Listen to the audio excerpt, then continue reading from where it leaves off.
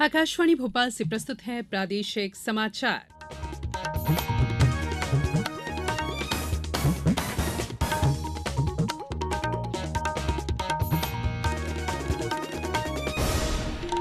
नमस्कार, समाचारों के साथ मैं संयुक्ता बैनर्जी। सबसे पहले इस बुलेटिन के मुख्य समाचार। प्रधानमंत्री नरेंद्र मोदी ने कहा कि उनकी सरकार असमानता को दूर कर रही है। केंद्रीय माध्यमिक शिक्षा बोर्ड सीबीएसई ने 12वीं और 10वीं कक्षा की परीक्षा परिणाम घोषित कर दिए हैं। मुख्यमंत्री ने 406 पशु चिकित्सा एम्बुलेंस को हरी झंडी दिखाकर रवाना किया और seat belt alarm stopper clip बेचने वाली 5 प्रमुख ई कॉमर्स प्लेटफॉर्म के विरुद्ध आदेश जारी। अब समाचार विस्तार से। प्रधानमंत्री नरेंद्र मोदी ने कहा है कि उनकी सरकार असमानता को दूर कर रही है। सरकार हर लाभार्थी तक योजनाओं का लाभ पहुंचाना सुनिश्चित कर रही है। श्री मोदी ने आज गांधीनगर में विभिन्न परियोजनाओं का उद्घाटन और शिलान्यास किया। प्रधानमंत्री ने कहा कि घर केवल एक आश्रय स्थल भर नहीं है, बल्कि ये आस्था का वो स्थान है जहां सपने साकार होते हैं और नई संभावनाएं पैदा होती हैं। उन्होंने कहा कि उनकी सरकार लाभ पहुंचाते समय धर्म या जाति नहीं देखती और यही वास्तविक धर्मनिरपेक्षता है। श्री मोदी ने कहा कि पिछले 9 सालों में गरीबों को लगभग 4 करोड़ आवास उपलब्ध करवाए गए हैं। इनमें से लगभग 70% आवास महिलाओं के नाम पर है। श्री मोदी ने कहा कि सरकार जीवन सुगमता और जीवन की गुणवत्ता दोनों पर बराबर जोर दे रही है। केंद्रीय माध्यमिक शिक्षा बोर्ड सीबीएसई ने 12वीं और 10वीं कक्षा की परीक्षा परिणाम घोषित कर दिए हैं। छात्र अपना परिणाम बोर्ड की आधिकारिक वेबसाइट cbse.gov.in और results.nic.in पर भी देख सकते हैं। सीबीएसई ने कहा है कि इस साल 12वीं कक्षा के परिणामों में लड़कियों ने लड़कों की तुलना में बेहतर प्रदर्शन किया है। लड़कियां 90.68 उत्तीर्ण प्रतिशत के साथ लड़कों की तुलना में 6% से अधिक उत्तीर्ण हुई हैं। सीबीएसई ने बताया कि कुल उत्तीर्ण प्रतिशत 87.33% है।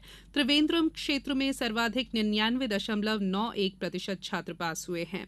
भोपाल रीजन इस सूची में 13वें नंबर पर है। यहाँ 83.54% विद्यार्थी सफल हुए। प्रधानमंत्री नरेंद्र मोदी ने सीबीएसई की 10वीं और 12वीं की परीक्षा पास करने वाले छात्रों को बधाई दी है। कई ट्वीट पर उन्होंने कहा कि विद्यार्थियों की मेहनत और दृढ़ संकल्प पर उन्हें गर्व है। 12वीं की परीक्षा में बेहतर प्रदर्शन नहीं कर पाने वाले विद्यार्थियों के लिए श्री मोदी ने कहा कि आने वाले समय में उनके लिए भी अपार संभावनाएं हैं। उन्होंने कहा कि परीक्षा का एक सेट छात्रों को परिभाषित नहीं करता। उन्होंने छात्रों को उन क्षेत्रों पर अपनी प्रतिभा का उपयोग करने को कहा जिनमें उनकी रुचि हो। राज्यपाल मंगू भाई पटेल ने कहा है कि किसी भी राष्ट्र की ताकत और तरक्की का आधार ज्ञानवान नागरिक होते हैं। उन्होंने कहा कि व्यक्तित्व के विकास के लिए पढ़ाई से बेहतर कोई और साधन नहीं है। इसीलिए मनुष्य की सबसे अच्छी दोस्त किताबों को ही माना गया है। राज्यपाल ने आज बरकतुल्लाह विश्वविद्यालय के सभागार में ई ग्रंथालय कार्यशाला को संबोधित करते हुए किताबें जीवन के उतार चढ़ाव से परिचित कराती है। ये कहा, पुस्तकें कठिन समय में मित्र, मार्गदर्शक और दार्शनिक के रूप में सदैव पाठक के साथ खड़ी रहती है। इस अवसर पर उच्च शिक्षा मंत्री डॉक्टर मोहन यादव ने कहा कि उच्च शिक्षा के क्षेत्र में प्रदेश में हो रहे कार्यों की देश दुनिया में चर्चा हो रही है। बरकतुल्लाह विश्वविद्यालय के पुस्तकालय में 94,768 पुस्तकों का संग्रह उपलब्ध है। केंद्रीय ग्रामीण विकास मंत्रालय के सचिव शैलेश सिंह और पंचायत एवं राज्य ग्रामीण विकास विभाग के अपर मुख्य सचिव मलय श्रीवास्तव द्वारा सांची में आजीविका मिशन के तहत भोजन एवं फूड ट्रक का उद्घाटन किया गया। इस भोजन और फूड ट्रक का संचालन स्व सहायता समूह की महिलाओं द्वारा किया जाएगा। इसके पश्चात उन्होंने सांची में ही स्व सहायता समूह की महिलाओं द्वारा संचालित किए जा रहे रूरल मार्ट का भी निरीक्षण किया। उन्होंने महिलाओं से चर्चा कर रूरल मार्ट के संचालन और आय के बारे में जानकारी ली। इस दौरान कलेक्टर अरविंद दुबे और जिला पंचायत सीईओ अंजू भदौरिया ने आजीविका मिशन के तहत संचालित गतिविधियों से अवगत कराया गया।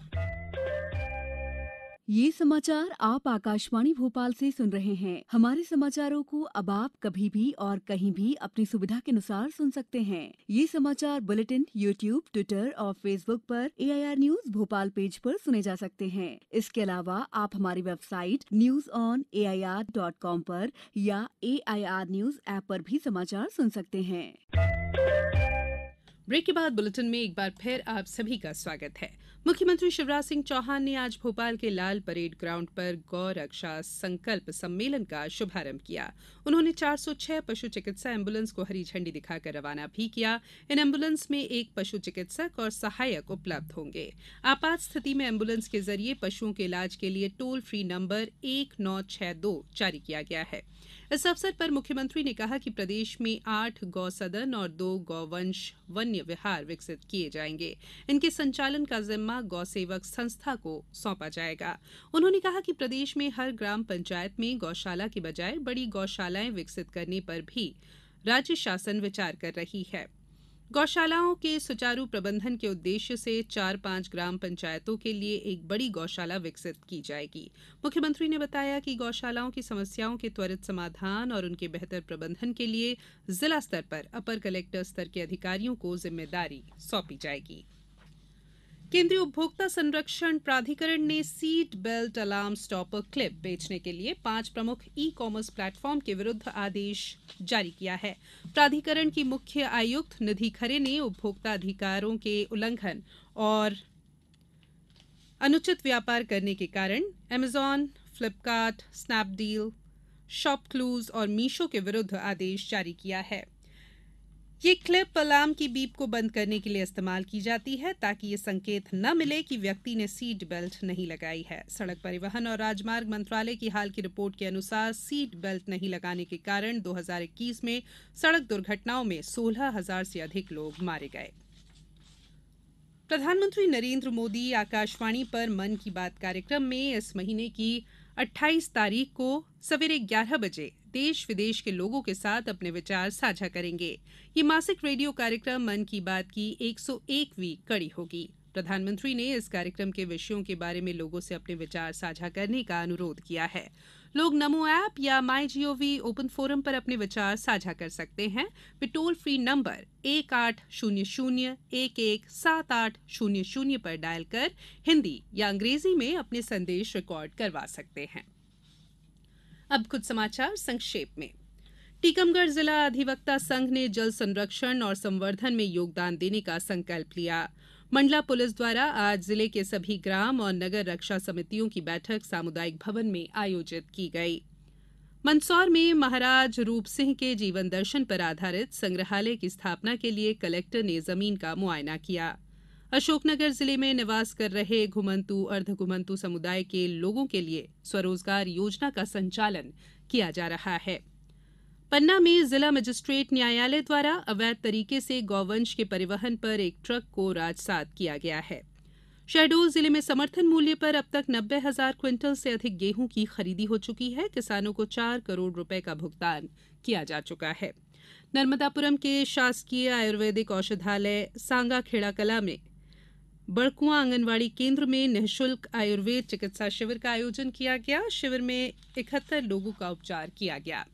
और जबलपुर में नर्सिंग दिवस पर West Central Railway Employees Union ने केंद्रीय रेलवे अस्पताल जबलपुर में नर्सों का सम्मान किया। अंत में बुलेटिन के मुख्य समाचार एक बार फिर। प्रधानमंत्री नरेंद्र मोदी ने कहा कि उनकी सरकार असमानता को दूर कर रही है। केंद्रीय माध्यमिक शिक्षा बोर्ड सीबीएसई ने 12वीं और 10वीं कक्षा की परीक्षा परिणाम घोषित कर दिए हैं।